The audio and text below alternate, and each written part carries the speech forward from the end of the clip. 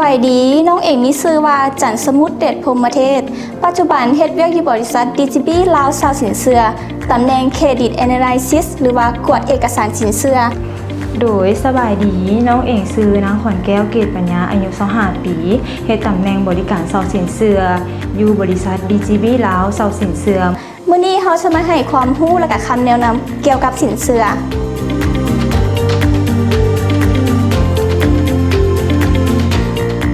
สินเชื่อแม่นรูปแบบการให้กู้ยืมของสถาบันการเงิน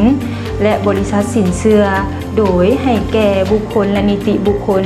เพื่อใช้ตามจุดประสงค์ที่ตกลงกัน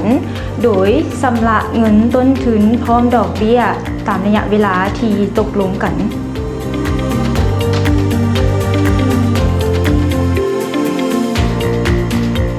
สินเชื่อลดแมนเงินกู้ที่สถาบันการเงินหรือบริษัทเซาสินเชื่อ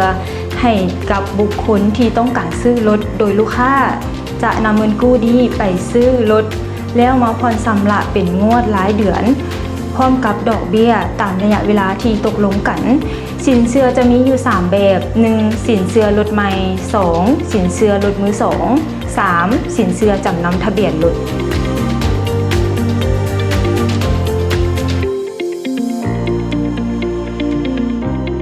โดยปกติแล้วลูกค้าสามารถขอสินเชื่อลดได้นับตั้งแต่อายุ20 ปีขึ้นไปจนถึงอายุ60 ปี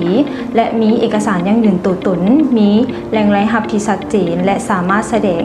เอกสารรายรับได้และมีเครดิตที่ดี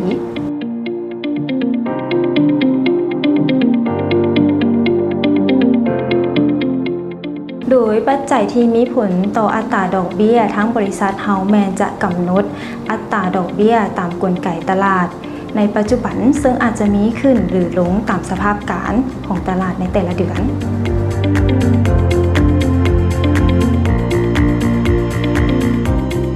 โดยสำหรับลูกค้าที่บ่มีเงินเดือนหรือว่าเฮ็ดเวียกฟรีแลนซ์ก็สามารถ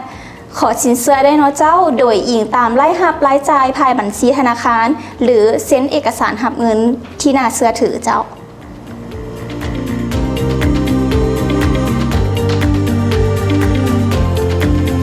โดยมีส่วนเนาะเจ้า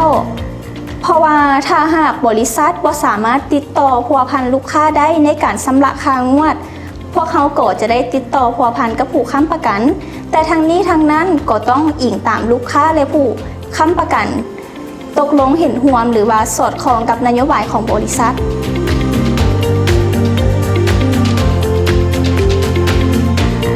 โดยสำหรับลูกค้าที่ยังลังเลหรือว่ามีแผนอยากจะมาขอสินเชื่อคือพวกเขาอยากแนะนำว่าลูกค้าบ่จำเป็นต้องมีเงินก้อนใหญ่หรือว่ามีเงินมาวางดาวที่สูงพอลูกค้าสามารถเลือกจำนวนเงินที่จะมาวางดาวเลือกระยะการผ่อนและที่สำคัญถ้าหากลูกค้ามีเงินก้อนก็สามารถมาปิดค่างวดก่อนกำหนดได้เช่นเดียวกันเจ้า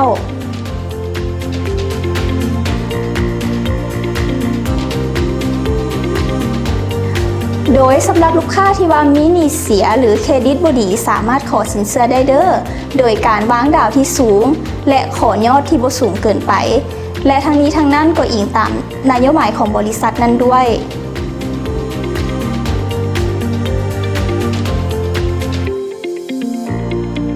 โดยสำหรับลูกค้าที่กำลังจะซื้อรถหรือมีแผนจะออกรถไวๆนี้พวกเขาบริษัทสินเชื่อ DGB ลาวยินดีต้อนรับเนาะเพราะว่าขั้นตอนบ่ยุ่งยากเอกสารง่ายอนุมัติไวและที่สำคัญพวกเขามีพนักงานคอยให้คำปรึกษาลูกค้าอยู่ตลอด